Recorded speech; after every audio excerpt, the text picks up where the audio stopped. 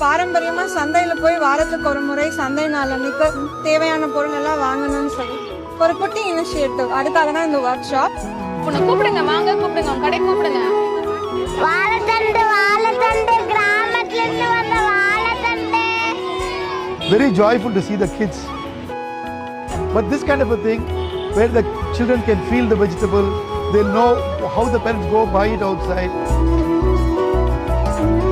Real சந்தையில எப்படி எல்லாரும் பண்ணுவாங்களோ அந்த ஒரு ஃபார்முக்கு வந்து எல்லாம் அழகா பண்ண ஆரம்பிச்சிட்டாங்க.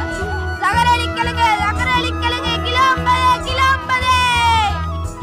ஒரு மலம் பூ வாங்கினா ஒரு பின் ஃப்ரீ.